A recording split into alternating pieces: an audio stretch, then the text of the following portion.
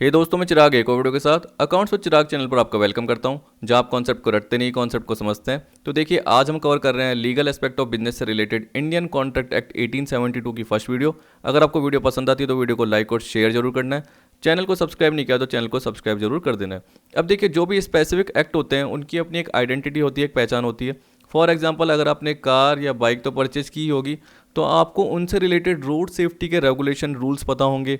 Bike car की अगर आप मॉडिफिकेशन कराते हो तो मॉडिफिकेशन के रूल्स रेगुलेशन पता होंगे, ठीक है, जो कि मोटर व्हीकल एक्ट में दिए हुए होते हैं। अगर आपको नहीं पता होते, जाने अनजाने आप गलती कर देते हो तो आपको पेनल्टी देनी पड़ती है, चालान देना पड़ता है। अगर आपने एक्सीडेंट करा दिया तो आपको जेल की सज़ा भी हो सकती है। रेड लाइट क्रॉस कर दी तो चालान देना पड़ता है। स्पीड लिमिट क्रॉस कर दी तो चालान देना पड़ता है। तो आपको पता है कि मोटर व्हीकल एक्ट क्यों बना, आपको रेगुलेट करने के लिए, रूल्स रेगुलेशन फॉलो करवाने के लिए। अगर आप आज से यानी पुराने ज़माने की बात कर लीजिए तो वहाँ पे साइकिल टांगे चलते थे, आपको पता है।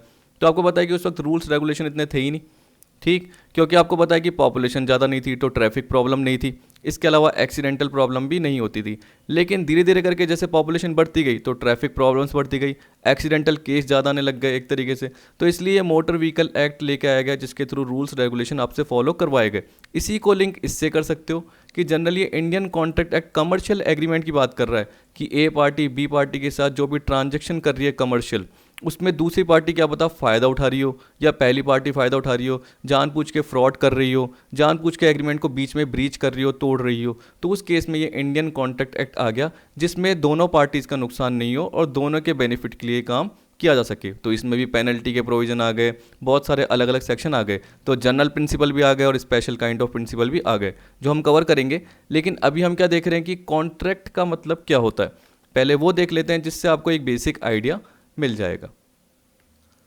तो देखिए, हम शॉर्ट वे में ही कवर कर रहे हैं, जिससे आपको शॉर्ट एंड स्वीट वे में सारा पार्ट समझ में आ जाए। एक ऐसे नहीं कि CA CS की तरह आप कवर कर रहे हैं, जिसमें क्या हो रहा है कि एक एक पार्ट एक एक घंटे का हो रहा है और डिटेल में कवर हो रहा है और आप फ्रस्ट्रेट हो रहे हो। ऐसा नहीं, आप आराम से कवर करेंगे और जल्दी से सारा पार्ट आपका कवर हो जाएगा। देखिए, जब एक पार्टी दूसरे पार्टी से ट्रांजेक्शन करती है तो एग्रीमेंट का पार्ट कॉन्ट्रैक्ट कब बनता है। तो ये बोल रहा है कि एग्रीमेंट का केस तो उसमें होना चाहिए, यानी दो कंडीशन दे रखी है कि एग्रीमेंट तो होना चाहिए, साथ में एनफोर्सेबिलिटी बाय लॉ भी होना चाहिए, यानी intention to create legal relationship भी होनी चाहिए। यहाँ पे एग्रीमेंट का मतलब क्या हो गया, ऑफर प्लस एक्सेप्टेंस। जैसे ए ने बी को कहा कि मैं अपनी कार आपको बेचना चाहता हूँ 2 लाख रुपीज़ में। मैंने क्या बताया, ए ने बी को बोला कि मैं आपको अपनी कार 2 लाख रुपीज़ में बेचना चाहता हूँ। तो बी ने अपनी एक्सेप्टेंस दे दी, तो ए ने ऑफर किया है और बी ने उसको एक्सेप्ट किया है।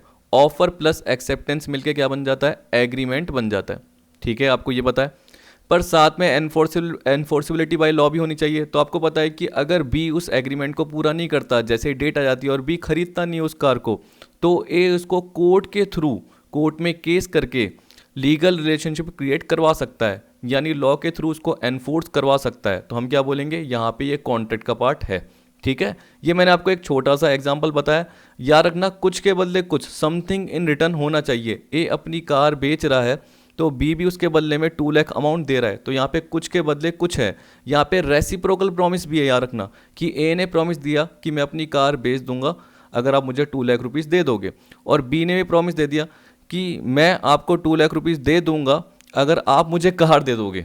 तो यहाँ पे एक प्रॉमिस हुआ ना कि मैं आपसे कार खरीदने के लिए तैयार हूँ और 2 लाख रुपए देने के लिए तैयार हूँ। वैसे ए ने क्या बोला कि मैं कार बेचने के लिए तैयार हूँ और 2 लाख रुपए लेने के लिए तैयार हूँ। यहाँ पे यही पार्ट आ गया, तो रेसिप्रोकल प्रॉमिस का पार्ट आ गया।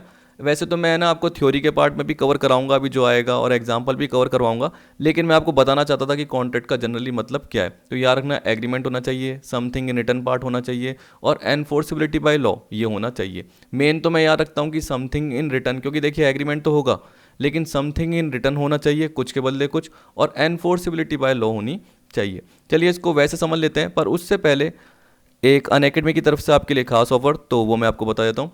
देखिए, अनएकेडमी आपके लिए लेके आया है T10 series NTA UGC net paper 2 से रिलेटेड, यानी आपका कोई नॉन फ्रेंड या रिलेटिव या कलीग्स जिनका इंग्लिश का पेपर है, स्पेसिफिक सब्जेक्ट है, पेपर 2 से रिलेटेड इकोनॉमिक्स का है, कंप्यूटर साइंस का है, ज्योग्राफी का है, और अपनी प्रिपरेशन को स्ट्रॉन्ग करना चाहता है। वो चाहता है कि जो भी उसको MCQs मिले उसकी वो प्रिपरेशन ढंग से कर सके। तो ये T10 सीरीज़ में आपको डेली 10 MCQs प्रोवाइड कराए जाएंगे और उसका लाइव एनालिसिस भी आपको प्रोवाइड कराया जाएगा। मतलब कहाँ पर आपने गलती करी, जो आपने ऑप्शन बताया वो सही है या नहीं है उसका आप एनालिसिस कर पाओगे, और जो भी अपनी मिस्टेक है वो एग्ज़ाम में कम कर पाओगे, यानी गलतियां बिल्कुल कम होगी और आप अपने नेट जेआरएफ के जो भी ड्रीम है उसको पार कर पाओगे। तो देखिए 16 नवंबर से स्टार्ट है 10 AM से। टॉप एजुकेटर्स आपको इनसे रिलेटेड जो भी एनालिसिस क्लास है वो प्रोवाइड करा रहे हैं, तो इसका लिंक आपको डिस्क्रिप्शन में दिया गया है, आज ही आप एनरोल कर सकते हैं। इसके अलावा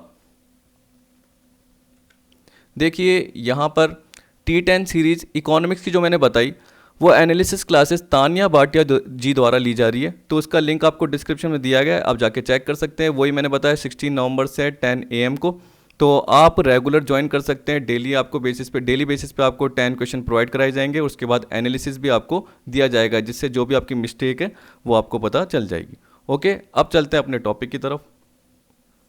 अब देखिए मैंने कुछ एग्जाम्पल कवर किए हैं जिससे आपको पता चल जाएगा कि कौन से एग्रीमेंट कॉन्ट्रैक्ट बन सकते हैं और कौन से नहीं बन सकते हैं, ठीक है।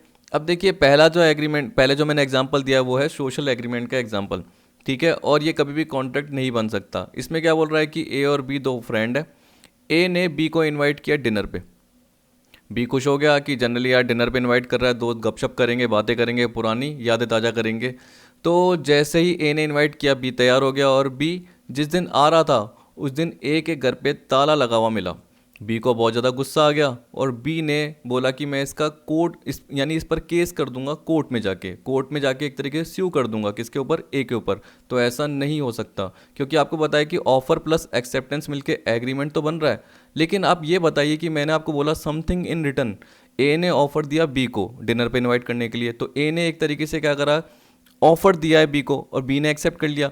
बी ने बदले में कुछ दिया क्या, नहीं दिया, तो समथिंग इन रिटर्न का पार्ट कुछ आ ही नहीं रहा। और साथ में बताइए एनफोर्सिबिलिटी बाय लॉ का मतलब क्या होता है, intention to create legal relationship. यहाँ पे लीगल रिलेशनशिप क्रिएट करने का कोई पार्ट आ ही नहीं रहा, क्योंकि वो कोर्ट में केस कर ही नहीं सकता। तो ये एक सोशल एग्रीमेंट हो गया, क्या हो गया, सोशल एग्रीमेंट हो गया। उसी तरीके से एक डोमेस्टिक एग्रीमेंट भी आता है और वो भी कॉन्ट्रैक्ट का पार्ट नहीं बन पाता। मैंने क्या बताया, डोमेस्टिक एग्रीमेंट। यहाँ पे जनरली क्या हो गया, देखो हस्बैंड और वाइफ है, हस्बैंड सैलरी अर्न कर रहा है और जो भी सेविंग हो रही है उसमें से क्या बोल रहा है कि आपको मेंटेनेंस के लिए मैं 2000 पर मंथ दे देता हूँ। किसको बोल रहा है, अपनी वाइफ को बोल रहा है। कौन बोल रहा है, ए बोल रहा है बी को, यानी हस्बैंड अपनी वाइफ को बोल रहा है, वाइफ बोलती है ठीक है ठीक। अब कुछ समय बाद ए ने उसको मेंटेनेंस का जो अमाउंट है वो देना बंद कर दिया, क्योंकि ए की इतनी सेविंग नहीं हो रही थी। तो ये थोड़ी कि बी उसका कोर्ट में केस कर देगी, बी बोलती है, धमकी देती है कि मैं कोर्ट में केस कर दूंगी। तो ऐसा पॉसिबल नहीं है, क्योंकि जनरली ये कॉन्ट्रैक्ट का पार्ट बना ही नहीं। हाँ, अगर स्पेसिफिकली बोल दिया जाता, यानी ए बी को डिनर पे इनवाइट कर रहा है और बी उसको क्या बोल रहा है, अगर तूने नहीं बुलाया तो कोर्ट में केस कर दूंगा, तो स्पेसिफिकली बोल रहा है तो कॉन्ट्रैक्ट है। वाइफ बोल रही है कि अगर मेंटेनेंस देना बंद कर दिया तो मैं कोर्ट में केस कर दूंगी, तो स्पेसिफिकली बोल दिया, यानी एक स्पेसिफिक इंटेंशन है। तो उस केस में हम क्या बोलेंगे कि एग्रीमेंट का पार्ट भी आ रहा है और एनफोर्सिबिलिटी बाय लॉ भी आ रही है। लेकिन आपको पता है कि सोशल एग्रीमेंट और डोमेस्टिक में ऐसा कुछ नहीं होता। दोस्त को इनवाइट करते हैं, कभी कभी क्या होता है कोई काम हो जाता है तो दूसरी जगह चले जाते हैं, ये थोड़ी कि दोस्त केस कर देगा। तो जनरली एक सोशल एग्रीमेंट है जो कॉन्ट्रैक्ट का पार्ट नहीं बनता। वैसे ये भी एक तरीके से कॉन्ट्रैक्ट का पार्ट नहीं बनता। देखिए इसमें मैं लिव अपार्ट, तलाक वलाक इसकी बात नहीं कर रहा, नॉर्मल बात कर रहा हूँ कि एक खर्चे के फॉर्म में दिए जा रहे हैं। जैसे मैं भी बोल रहा हूँ कि मैं एक हस्बैंड, ठीक, तो मैं अपनी वाइफ को जनरली क्या बोलता हूँ, 1000 रुपीज़ पर मंथ दे दूंगा, उसको मैं ऐसे बोलता था, लेकिन अभी मैं नहीं दे पा रहा कोविड-19 की वजह से। तो ये थोड़ी कि वो मेरे ऊपर केस कर देगी, ऐसा नहीं पॉसिबल है। इसी तरीके से बोल रहा है कि ये जनरली जो पार्ट है वो कॉन्ट्रैक्ट का पार्ट बन जाएगा, क्योंकि ए अपनी कार बी को बेचना चाहता है, बी ने एक्सेप्ट कर लिया। जैसे बी ने एक्सेप्ट कर दिया तो वो एग्रीमेंट का पार्ट बन गया, आपको पता है। प्लस साथ में एनफोर्सिबिलिटी बाय लॉ भी हो गया, यानी एक लीगल ऑब्लिगेशन बन गई कि बी खरीदेगा। अगर बी मना कर रहा है खरीदने के लिए, तो ए कोर्ट में जाके उसके अगेंस्ट केस भी कर सकता है। या अगर ए बेचना नहीं चाहता और बी तो खरीदना चाहता है, तो बी भी कोर्ट में जाके केस कर सकता है और बोल सकता है कि ये मुझे कार बेचना चाहता था लेकिन अब बेच नहीं रहा, तो मुझे तो कार चाहिए। तो एक तरीके से कोर्ट क्या करेगा, उसको एनफोर्स कराएगा। कोर्ट एक तरीके से क्रिएट करेगा लीगल रिलेशनशिप। तो यहाँ पे हम बोल सकते हैं तब जाके कॉन्ट्रैक्ट का पार्ट आता है। तो मेरे हिसाब से शॉर्ट में आपको समझ में आ गया होगा, ज़्यादा दिक्कत नहीं होगी। अब देखिए चलते हैं अपने ये जो इसके थियोरेटिकल पोर्शन की तरफ है कि कैसे कमेंसमेंट हुआ, कैसे एप्लीकेबिलिटी हुई, ये सारा पार्ट कवर कर लेते हैं। तो देखिए इसमें क्या बोल रहा है कि the law relating to contract in India is contained in Indian contract act 1872। Indian contract act 1872 came into force on 1 सितंबर 1872, ये जरूर याद रख लेना। It applies to whole of India. आपको पता है कि सेक्शन 370 जैसे हट गया तो जम्मू एंड कश्मीर पर ये एप्लीकेबल होने लग गया। वैसे ही अगर आप सेल्स ऑफ गुड्स एक्ट की बात करते हो, इंडियन पार्टनरशिप एक्ट की बात करते हो, तो वो भी अप्लाई होने लग गए। फिर बोल रहा था act was pass by British India and is based on the principle of English common law, क्योंकि आपको पता है कि आज़ादी से पहले ही, क्योंकि देखिए 1 सितंबर 1872 की बात कर रहा है, तो ब्रिटिश इंडिया जनरली हम एक तरीके से आज़ाद नहीं थे। देखिए पार्लियामेंट ये सब थी, लेकिन एक तरीके से वो किसके अंडर में थी, ब्रिटिश गवर्नमेंट के अंडर में थी, ऐसे बोल सकते हैं। तो ये जो एक्ट पास किया गया वो ब्रिटिश इंडिया ने पास किया और इंग्लिश कॉमन लॉ के प्रिंसिपल पे वो बेस्ड था। इसमें 11 चैप्टर्स हैं, जिसमें 2 पार्ट हैं। जनरल प्रिंसिपल है कॉन्ट्रैक्ट के, जो कि सेक्शन 1 से लेके 75 है, और स्पेशल कॉन्ट्रैक्ट है जिसकी मैंने अलग से PDF कवर की है, तो अलग से आपको समझ में आ जाएगा, क्योंकि NTA नेट के अकॉर्डिंग उसका अलग से टॉपिक दे रखा है, सेक्शन 124 टू 238। ठीक है, ये बोला जब ये फॉर्मेट हुआ था, यानी जब ये बना था, इसका फॉर्मेशन हुआ था, ये कॉन्ट्रैक्ट आया था, तो इसमें टोटल मिला के 266 सेक्शन थे। लेकिन आपको पता है कि देखिए अब जो सेक्शन है वो यही है और यही है, तो बीच में आपको जो दिख रहे हैं 76 से लेकर 123 वो डिलीट कर दिए गए और वो सेल ऑफ गुड एक्ट में इंक्लूड कर दिए गए, मतलब हटा दिए गए और सेल ऑफ गुड एक्ट में ले लिए गए, जो कि है सेल ऑफ गुड एक्ट 1930। इसी तरीके से 239 से लेके 266 तक के जो भी हैं वो इंडियन पार्टनरशिप एक्ट में इंक्लूड कर दिए गए। ठीक है, फिर बोल रहा है the act shall not affect any usages और कस्टम ऑफ ट्रेड। इसका मतलब जो भी ट्रेड से रिलेटेड कस्टम थे उसको आप फॉलो करते आ रहे हो, तो उसको ये अफेक्ट नहीं करेगा। इसी तरीके से ये कॉन्ट्रैक्ट लॉ से रिलेटेड जनरल प्रिंसिपल्स को ही ले डाउन करता है। इसका मतलब ये कोई कंप्लीट कोई कॉन्ट्रैक्ट एक्ट नहीं है, यह एक एग्जॉस्टिव लॉ नहीं है सारे टाइप ऑफ कॉन्ट्रैक्ट के लिए। तो अगर आप बात करेंगे कि बिल्स ऑफ एक्सचेंज से रिलेटेड है तो नेगोशिएबल इंस्ट्रूमेंट एक्ट आ गया, गुड्स को बेचने से रिलेटेड है तो सेल ऑफ गुड्स एक्ट आ गया। तो ये एक पूरा का पूरा एग्जॉस्टिव नहीं है, इसके अलावा भी बहुत सारे एक्ट हैं। तो आपको पता है कि अगर एक स्पेसिफिक एक्ट बना हुआ है जैसे सेल ऑफ गुड एक्ट, तो इनसे रिलेटेड प्रोविजन इसी के लिए एप्लीकेबल होंगे, कॉन्ट्रैक्ट एक्ट के लिए एप्लीकेबल नहीं होंगे। ऐसे मैं बोल सकता हूँ क्योंकि एक स्पेसिफिक एक्ट बना हुआ है। ठीक है, अब देखिए इसके बाद चलते हैं अगले पार्ट पे। तो देखिए अब इसमें क्या बोल रहा है, what is contract and agreement enforceable by law section 2 subsection H। तो इसका मतलब क्या हो गया, एग्रीमेंट प्लस एनफोर्सेबिलिटी का पार्ट आ गया। एग्रीमेंट का मतलब क्या है, every promise and every set of reciprocal promises forming consideration for each other is an agreement. देखिए यहाँ पे बोल रहा है कि एवरी प्रॉमिस की A ने B को प्रॉमिस किया और B ने भी A को प्रॉमिस किया, तो रेसिप्रोकल प्रॉमिस हो रहा है, जिसमें क्या हो रहा है, कंसिडरेशन का पार्ट आ रहा है कि A अपनी कार B को देना चाहता है। मैंने आपको ये बताया था। ठीक है, 1 मिनट, थोड़ा सा कभी कभी पेन की दिक्कत हो जाती है। देखिए A अपनी कार किसको देना चाहता है, B को, और B बदले में जो अमाउंट है वो A को देना चाहता है। तो एक तरीके से रेसिप्रोकल प्रॉमिस का पार्ट आपका आ गया और उसमें एक कंसिडरेशन का पार्ट है कि A अपनी कार देना चाहता है और B अपना अमाउंट देना चाहता है, आ गया। तो एक एग्रीमेंट का पार्ट आ गया। तो यहाँ पे क्या कर रहा है, ऑफर या प्रपोजल जिसको बोल रहे हैं कि A प्रपोज कर रहा है और B एक्सेप्ट कर रहा है, तो offer plus acceptance is equal to agreement का पार्ट बन गया। ठीक है, पर एग्रीमेंट के साथ कॉन्ट्रैक्ट कब आएगा, जब एनफोर्सेबिलिटी का पार्ट भी आएगा। तो ये बोल रहा है promise is an acceptance of proposal giving rise to a binding contract. यहाँ पे बी ने जैसे एक तरीके से क्या कह रहा है ना, promise is an acceptance of proposal, तो यहाँ पे ए ने प्रपोज किया और बी ने क्या कर दिया, उसको एक्सेप्ट कर दिया कि हाँ मैं कार खरीदने के लिए तैयार हूँ। तो बी ने प्रॉमिस कर दिया, तो accepted offer is equal to promise, कि बी ने प्रॉमिस कर दिया कि मैं कार खरीदने के लिए तैयार हूँ। एनफोर्सिबिलिटी का मतलब क्या है, creation of legal obligation such that agreed party can file A suit in court. अगर सीधी सी बात है कि ए बाद में बेचने के लिए तैयार नहीं होता तो बी कोर्ट में जाके केस कर सकता है, तो वो एक तरीके से एग्रीड पार्टी हो गई जिसको लॉस होने के चांस हो सकते थे, या जो एक दुखी आत्मा हो गई बी, जो कि कोर्ट में केस करवा सकती है कि भैया ये मुझे कार बेचना चाहता था लेकिन अब कार बेच नहीं रहा तो मुझे तो कार चाहिए, तो वो कोर्ट में केस करके उसको एनफोर्स करवा सकता है। रेसिप्रोकल प्रॉमिस का मतलब क्या हो गया, section 2 subsection F means promises which form consideration for each other. देखिए मैंने आपको बताया, तो यहाँ पे एग्जांपल यही बोल रखा है, A agrees with B to sell car for ₹2 lakh to B, here he is under obligation to give car to B and B has right to receive car on payment of ₹2 lakh, and also B is under an obligation to pay ₹2 lakh to A and A has a right to receive ₹2 lakh। तो एक के लिए जो right है दूसरे के लिए obligation है, दूसरे के लिए जो राइट है वो पहले वाले के लिए ऑब्लिगेशन है, ये तो बोल रहा है। तो ए अपनी कार बेचना चाहता है तो ए ऑब्लिगेशन में है कि उसको कार बी को देनी पड़ेगी, और उसके पास राइट क्या है ए के पास, कि वो ₹2 लाख लेगा। उसी तरीके से बी के पास ऑब्लिगेशन क्या है कि वो ₹2 लाख ए को देगा, और राइट क्या है कि उसके पास कार आएगी ₹2 लाख पे करते ही, तो वो एक राइट हो गया। इस तरीके से आपको नॉर्मल नॉर्मल केस दे रखे हैं। फिर अगले पे चलते हैं, क्या बोल रहा है। देखिए यहाँ पे बोल रहा है कि law of contract is neither whole law of agreement और nor whole law of obligation. इसका मतलब क्या हो गया एक तरीके से कि all agreements are not contract, only an agreement enforceable by law is contract. तो आपको पता है कि सोशल एग्रीमेंट, डोमेस्टिक एग्रीमेंट जो भी होते हैं वो कॉन्ट्रैक्ट नहीं बन सकते, क्योंकि वो लॉ के द्वारा एनफोर्सेबल नहीं है, वो लीगली इंटेंशन क्रिएट नहीं कर रहे, इसलिए वो एक तरीके से कॉन्ट्रैक्ट का पार्ट नहीं बन रहे। तो ये बोल रहा है कि जितने भी एग्रीमेंट्स होते हैं वो जरूरी नहीं कि कॉन्ट्रैक्ट हो, लेकिन जितने भी कॉन्ट्रैक्ट हैं वो एग्रीमेंट होते हैं, क्योंकि आपको पता है कॉन्ट्रैक्ट बनने के लिए पहली सीढ़ी क्या होती है, एग्रीमेंट होना चाहिए प्लस एनफोर्सिबिलिटी बाय लॉ होनी चाहिए। तो जितने भी एग्रीमेंट है जरूरी नहीं कि वो कॉन्ट्रैक्ट है, लेकिन सारे कॉन्ट्रैक्ट एग्रीमेंट होते ही है। एग्जाम में एक लाइन पूछ लेता है वही ट्रू फॉल्स से रिलेटेड, या आपको 4 स्टेटमेंट दे देगा, उसमें से 3 सही है 2 सही है, इस तरीके से पूछ सकता है। तो यहाँ पे बोल रहा है example, social agreements are not contract because they are not enforceable in court. मैंने आपको एग्जाम्पल के थ्रू बताया था, जिसमें आपको बताया कि अभी मैंने एग्जाम्पल बताया, ए ने बी को डिनर पे इन्वाइट किया, मैरिज पे इन्वाइट किया, बी नहीं आया, ए नाराज़ हो गया, ए बोलता है कि तू कैसे नहीं आया, कोर्ट में केस कर दूंगा, तो ऐसा थोड़ी होगा। तो ये तो गलत ही हो गया एक तरीके से, तभी हम बोल सकते हैं कि ये कॉन्ट्रैक्ट का पार्ट नहीं बन सकता। All obligations are not contract, और जरूरी नहीं कि जितनी भी ऑब्लिगेशन हो वो कॉन्ट्रैक्ट बने। कह रहा law of contract deal with only such legal obligation which have resulted from agreements, जो कि एग्रीमेंट के थ्रू बनी।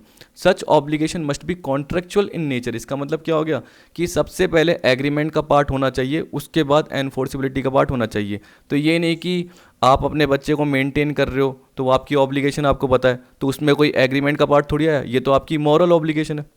ठीक है, तो अगर ऑब्लिगेशन कॉन्ट्रैक्चुअल नेचर की है, ठीक, प्लस एनफोर्सिबिलिटी का पार्ट आ रहा है, तब जाके वो कॉन्ट्रैक्ट होता है। तो यहाँ पे जनरली क्या बोल रहा है कि ये कॉन्ट्रैक्ट का पार्ट नहीं है, क्योंकि यहाँ पे तो जो फादर है वो अपने बच्चे को जो मेंटेन करने के लिए जो भी खर्चा कर रहा है वो उसकी मॉरल ऑब्लिगेशन है, वो कॉन्ट्रैक्चुअल नेचर की नहीं है, याद रखना। तो उस केस में ये कॉन्ट्रैक्ट एक्ट के स्कोप के बाहर है, आउट ऑफ स्कोप है।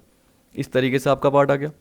अब देखिए डिफरेंस देखते हैं, एग्रीमेंट और कॉन्ट्रैक्ट के बीच में डिफरेंस क्या होता है वो कवर कर लेते हैं। अब देखिए पहला पॉइंट तो सिंपल है, क्या बोल रहा है, every promise and set of promises forming consideration for each other. इसका मतलब क्या, offer plus acceptance is equal to agreement, आपको पता है। कॉन्ट्रैक्ट का मतलब क्या हो गया, एग्रीमेंट जो कि एनफोर्सेबल बाय लॉ है, यानी एग्रीमेंट प्लस उसमें एनफोर्सिबिलिटी जैसे आ रही है तो वो कॉन्ट्रैक्ट का पार्ट हो गया। याद रखना कि इसमें ये भी पूछ लेता है कि कौन सा वाइडर कॉन्सेप्ट है, तो आप क्या बोलोगे, एग्रीमेंट वाइडर है। क्यों, क्योंकि इसमें देखिए क्या है, आपको पता है कि जितने भी एग्रीमेंट होते हैं जरूरी नहीं कि वो कॉन्ट्रैक्ट हो, लेकिन जितने भी कॉन्ट्रैक्ट है वो सारे एग्रीमेंट होते हैं। तो इसका मतलब एग्रीमेंट में तो सोशल एग्रीमेंट भी आ गया जो कि कॉन्ट्रैक्ट नहीं बन रहा, तो एक वाइडर टर्म हो गया ना। तो ये बोल रहा है कि इसमें लीगल भी आते हैं और सोशल एग्रीमेंट भी आते हैं, यानी मैं ऐसे बोल सकता हूँ कि कमर्शियल एग्रीमेंट भी आ रहे हैं जो कि एक तरीके से कॉन्ट्रैक्ट बाद में बन रहे हैं, क्योंकि कमर्शियल एग्रीमेंट में एनफोर्सिबिलिटी का पार्ट होता है, लेकिन साथ में सोशल भी आ रहा है जिसमें एनफोर्सिबिलिटी का पार्ट नहीं होता। तो एग्रीमेंट तो वाइडर टर्म ही हो गया ना, क्योंकि इसमें क्या है, सारे एग्रीमेंट आ रहे हैं, जो कि कॉन्ट्रैक्ट नहीं बन रहे हैं वो भी आ रहे हैं। जबकि कॉन्ट्रैक्ट एक नैरोअर टर्म है, जिसमें जो लीगली एनफोर्सेबल एग्रीमेंट होंगे वही कॉन्ट्रैक्ट के फॉर्म में आएंगे। लीगली एनफोर्सेबल एग्रीमेंट, एग्रीमेंट का मतलब आपको पता ही है, जिसमें ऑफर और एक्सेप्टेंस होती है और साथ में एनफोर्सिबिलिटी का पार्ट आ रहा है, तब जाके वो कॉन्ट्रैक्ट बन रहे हैं। जबकि इसमें तो क्या हो गया, जो सोशल एग्रीमेंट डोमेस्टिक है वो भी आ रहे हैं। तो ये वाइडर है, ये वाइडर नहीं है, ये नैरोअर है। ठीक है, it may not create legal obligation, जरूरी नहीं कि ये लीगल ऑब्लिगेशन क्रिएट करे, अगर इसमें एनफोर्सिबिलिटी है तब जाके करेगा, वरना नहीं करेगा। तो देखिए सोशल में नहीं करता, आपको पता है। Necessarily create a legal obligation, contract हमेशा करता है। Does not always grant right to parties, तो जरूरी नहीं कि हमेशा ये पार्टीज को राइट दे। जैसे आपको पता है कि ए ने बोला अपनी वाइफ बी को कि मैं आपको 2000 रुपीज़ पर मंथ मेंटेनेंस दूंगा, मैंने आपको एग्जांपल बताया। तो ज़रूरी नहीं कि बी के पास राइट है कि वो हमेशा लेती रहे। जैसे मेरा एग्जांपल देख लीजिए कि मैंने उसको बोला था कि अपनी वाइफ को 5000 रुपीज़ पर मंथ दूंगा, उसको मैंने बोला, लेकिन अभी कोविड की सिचुएशन की वजह से मैं कितने दे पा रहा हूँ, सिर्फ 2000 रुपीज़ पर मंथ ही दे पा रहा हूँ, ऐसे सेविंग के फॉर्म में, मेंटेनेंस के फॉर्म में। ठीक, तो ये थोड़ी कि मेरे पर केस कर देगी कि 3000 रुपीज़ कम दिए, तो ऐसा नहीं है। तो एक तरीके से वो पार्टी को राइट नहीं देता। यहाँ पे क्या है, always grant certain rights to every party, क्योंकि यहाँ पे एक कॉन्ट्रैक्ट का पार्ट आ गया है और लीगली एनफोर्सिबिलिटी का पार्ट आ गया है। जैसे ए ने बी को माल बेचा, पर आपको पता है कि अब ज़्यादातर जो प्रोविजन है वो सेल ऑफ गुड्स एक्ट में चले गए हैं बेचने के, तो वैसे आप बोल सकते हैं कि कॉन्ट्रैक्ट के रिलेटेड पार्ट में आ सकता है, लेकिन अब उसका अलग से प्रोविजन बन गया तो जनरली हम सेल ऑफ गुड्स एक्ट में कवर करेंगे। फिर देखिए यहाँ पे क्या बोल रहा है, डज नॉट ऑलवेज, ये तो हो गया। All agreements are not contract, ये मैंने आपको बताया, लेकिन जितने भी कॉन्ट्रैक्ट होते हैं वो एग्रीमेंट होते हैं, क्योंकि सबसे पहली सीढ़ी क्या होती है कि वो एग्रीमेंट होगा फिर एनफोर्सेबल होगा, इसलिए जितने भी कॉन्ट्रैक्ट होते हैं उसमें एग्रीमेंट का पार्ट तो होता ही है। ठीक, अब देखिए हम पढ़ रहे हैं essential elements of valid contract. अब मैं एक एक करके आपको बताते जा रहा हूँ और जहाँ जहाँ मुझे लग रहा है वो मैंने कवर किए हैं। अगर कुछ रह जाते हैं तो आप बताना, वो भी मैं पर्टिकुलर पार्ट कवर कर दूंगा। ठीक है, लास्ट तक अगर आपको लगता है कि इसमें कुछ पार्ट रह गए सर वो कवर कराए करवाइए, तो वो भी मैं आपको कवर करवा दूंगा। अब देखिए, देख रहे हैं essential elements of valid contract. यहाँ पे सेक्शन 10 के अकॉर्डिंग क्या बोल रहा है? All agreements are contract if they are made by the free consent of parties competent to contract for a lawful consideration and with a lawful object and are not hereby expressly declared to be void। अब देखिए यहाँ पे जो free consent है ये वाला part भी आप कवर करोगे अलग से, लेकिन इसमें दे रखा है तो पहले हम देख लेते हैं कि एसेंशियल एलिमेंट क्या क्या रहेंगे। तो देखिए इसमें यही तो बोल रहा है कि जो जनरली पार्टीज़ के बीच में एग्रीमेंट होना चाहिए उसमें फ्री कंसेंट होनी चाहिए, मतलब कोई धोखेबाजी नहीं होनी चाहिए, छल कपट नहीं होना चाहिए, मिस रिप्रेजेंटेशन का पार्ट नहीं होना चाहिए। तो जनरली ये तो आप फ्री कंसेंट में देखेंगे। साथ में क्या बोलो, जो पार्टीज होनी चाहिए वो कॉम्पिटेंट टू कॉन्ट्रैक्ट होनी चाहिए, मतलब एक आपको पता है कि मेजर एज हो जानी चाहिए, जैसे 18 ईयर्स हम ये बोलते हैं, तो कॉन्ट्रैक्ट करने की एज, तो वो नीचे सारा पार्ट दे रखा है। लॉफुल कंसिडरेशन होना चाहिए, जैसे अभी मैंने बताया कि ए बी को कार बेचना चाहता है 2 लाख की, तो एक लॉफुल कंसिडरेशन है। लॉफुल ऑब्जेक्ट है, आपको पता है कि कार बेचना कोई इलीगल नहीं है, लॉफुल ऑब्जेक्ट है। और यहाँ पे बोल रहा है are not hereby expressly declare to be void, तो एक्सप्रेसली वॉइड डिक्लेयर नहीं होना चाहिए। तो उसी को हम पढ़ रहे हैं, एक एक करके देख लेते हैं। सबसे पहले हम देख रहे हैं यहाँ पे एग्रीमेंट। ये बोल रहा है कि कॉन्ट्रैक्ट को कॉन्स्टिट्यूट करने के लिए बोल रहा है एग्रीमेंट सबसे पहले प्लेस पे होना चाहिए। ये मैंने आपको बताया, इसमें 2 एलिमेंट होने चाहिए, ऑफर और एक्सेप्टेंस। मैं जल्दी जल्दी इसलिए बता रहा हूँ क्योंकि ये पहले से ही कवर कर रखे हैं हमने और मैंने आपको बता ही दिया। और ऑफर एक्सेप्टेंस की अलग से मीनिंग भी आएगी, आपको पता चल जाएगी। ठीक है, तो ये बोल रहा है कि इसमें 2 पार्टी होगी एटलीस्ट, एक तो ऑफर करने वाली और दूसरी एक्सेप्ट करने वाली। The term of offer must be defined, मतलब जो भी ऑफर की कंडीशंस होगी वो निश्चित होनी चाहिए। And the acceptance must be absolute and unconditional, जो एक्सेप्ट कर रहा है वो नहीं कि साथ में क्या कर रहा है काउंटर ऑफर दे रहा है, ऐसा नहीं। तो यहाँ पे बोल रहा है कि एक्सेप्टेंस जो भी होनी चाहिए वो एब्सोल्यूट और अनकंडीशनल होनी चाहिए, किसी पर्टिकुलर कंडीशन से रिलेटेड नहीं होनी चाहिए। The parties must intend to create a legal relationship. चलिए मैं इसका एक एग्जांपल ये भी बताऊँ आपको कि ए ने बोला बी को कि मैं आपको अपनी कार बेचना चाहता हूँ। ठीक है, बी ने बोल दिया मैं खरीदने के लिए तैयार हूँ, लेकिन आप इसमें नेसेसरी पहले ये मॉडिफिकेशन करवा लीजिए। तो उसने एक तरीके से कंडीशन साथ में जोड़ दी, तो उसने भी साथ में क्या कर दिया, काउंटर ऑफर दे दिया, यानी एक तरीके से रिप्लाई कर दिया कि मैं तभी खरीदूंगा जब जाके आप इसमें क्या करोगे, चेंजेस ये करोगे। ठीक, the party must intend to create a legal relationship. Agreement of social और domestic nature do not contemplate legal relationship, so they are not contract. तो यहाँ पे मैंने बताया था आपको दूसरा कि enforceability by law, intention to create legal relationship होनी चाहिए, इसलिए सोशल एग्रीमेंट और जो डोमेस्टिक एग्रीमेंट है उसमें लीगल रिलेशनशिप का पार्ट नहीं आता, इसलिए वो कॉन्ट्रैक्ट का पार्ट नहीं बनते। यहाँ पे देखिए मैंने एग्जाम्पल आपको दिया था, तो यहाँ पे ये देखिए क्या बोल रहा है कि एक हस्बैंड ने अपनी वाइफ को प्रॉमिस किया कि मैं उसके बर्थडे पर उसको नेकलेस खरीद के दूंगा। तो ये कोई कॉन्ट्रैक्ट नहीं है, बाद में मना कर दे तो ये थोड़ी कि वाइफ केस कर देगी कि आपने नेकलेस बोला था लेकिन अब दिया नहीं, तो ऐसा नहीं होगा, इसलिए ये लीगली एनफोर्सेबल नहीं है। लॉफुल कंसिडरेशन का मैंने क्या बताया था, मतलब आपको कि समथिंग इन रिटर्न। ठीक, the agreement must be supported by lawful consideration. Consideration mean something in return. Something in return may be an act और एब्सिस्टेंस। इसका मतलब क्या होता है जनरली कि किसी काम को करने के लिए रिटर्न दिया जा रहा है या उस काम को करने से मना किया है उसके लिए रिटर्न दिया जा रहा है कि आप ये काम मत कीजिए, हम आपको इतने रुपए दे देंगे, तो ये भी लॉफुल कंसिडरेशन में आ जाएगा। But it must be real and lawful होना चाहिए। The parties to an agreement must be capable of entering into a contract. A person is considered competent, कब उसको योग्य माना जाता है, अगर उसकी एज 18 साल की हो जाती है, साउंड माइंड है। साउंड माइंड का मतलब क्या है, बिल्कुल अच्छे दिमाग का है, कहने का मतलब स्वस्थ है, ये नहीं कि वो पागल है, पागल नहीं होना चाहिए, तो साउंड माइंड है। Not disqualified from contracting by any law to which he is subject. जिस कॉन्ट्रैक्ट से रिलेटेड वो जुड़ रहा है तो उससे रिलेटेड वो डिस्क्वालीफाइड नहीं होना चाहिए, वो क्वालिफाइड होना चाहिए। ठीक, फिर आपको बोल दिया the object of agreement must B lawful, क्योंकि मैं इसलिए भी जल्दी पढ़ा रहा हूँ क्योंकि आपने कहीं ना कहीं अपने बीकॉम वाले पार्ट में कवर कर रखा है, तो आपको पता है। यहाँ पे देखिए बोला the object of agreement must B lawful.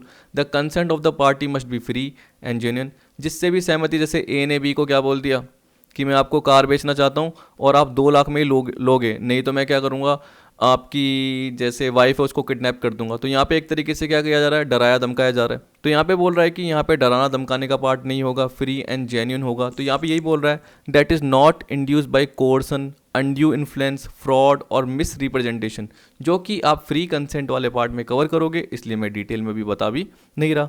The agreement not expressly declared void और illegal by law. The term of agreement must be certain and capable of performance. यहाँ पे देखिए, यहाँ पे एग्जाम्पल में भी दे रखा है, क्या बोल रखा है, D agrees to sell C garments, the type quality value etc are not discussed, the agreement can not be enforce as terms are uncertain. यहाँ पे मैंने ढंग से नहीं पढ़ा, ये बोल रहा है D agrees to sell C two garments. यहाँ पे ये है इसका मतलब कि डी सी को गारमेंट्स बेचना चाहता है। यहाँ पे टाइप क्वालिटी वैल्यू ये कुछ भी डिस्कस नहीं हुई कि कितने में बेचना चाहता है, क्या टाइप का रहेगा, क्या क्वालिटी रहेगी। तो एग्रीमेंट को एनफोर्स नहीं किया जा सकता क्योंकि टर्म्स क्या है, अनसर्टेन है। इसी तरीके से सिमिलरली क्या बोल दिया, if a promise be to bring rainfall through magic such agreement can not be enforce, क्योंकि ऐसा कभी पॉसिबल हो ही नहीं सकता। फिर लास्ट बोल दिया आपको लीगल फॉर्मेलिटीज़ का part, where nature of agreement is such that it requires compliance of certain formalities, such requirement should be fulfilled. A contract may require registration in addition of being in writing. However, as regard to legal effects, an oral contract has same weightage as a contract in writing. यहाँ पे देखिए क्या बोल रहा है कि कुछ certain formality पूरी करनी पड़ेगी जिससे वो एग्रीमेंट की कंडीशंस फुलफिल हो सके, यानी कॉन्ट्रैक्ट की जो भी कंडीशन है वो फुलफिल हो सके। तो जनरली क्या बोल रहा है, एक कॉन्ट्रैक्ट में require registration in addition of being in writing. Writing से कुछ नहीं होता, साथ में उसका आपको रजिस्ट्रेशन भी करवाना पड़ सकता है। लेकिन ये बोल रहा है कि लीगल इफेक्ट के अकॉर्डिंग जितना रिटर्न कॉन्ट्रैक्ट को, रिटर्न एग्रीमेंट को वेटेज दिया जा रहा है, उतना ही ओरल कॉन्ट्रैक्ट को भी वेटेज दिया जाएगा। तो ओरली भी लोग कॉन्ट्रैक्ट कर सकते हैं, उसको भी वेटेज दिया जाएगा। लेकिन उसमें थोड़ा सा क्या होता है, गवाह होते हैं ना, उनमें थोड़ा सा क्या है, मुश्किल हो जाता है। तो इसलिए आप जब भी क्या करो, एग्रीमेंट करते हो तो क्या करते हो, रिटर्न में ही करते हो। आप जो अपनी क्या करते हो, मान लो कि शॉप किसी को रेंट पे देते हो तो रेंट एग्रीमेंट करते हो, क्योंकि आपको पता है कि बाद में वो बंदा मुकर सकता है। आप किसी को घर किराए पे देते हो तो आप क्या करते हो, रेंट एग्रीमेंट करते हो, क्योंकि आपको पता है कि अगर वो काफ़ी समय तक बैठा रहेगा तो वो अपना घर क्या कर लेता है, कभी कभी हथिया लेता है। आपने देखा होगा टीवी में बहुत सारे न्यूज़ चैनल पे केसेस आते हैं जनरली ये।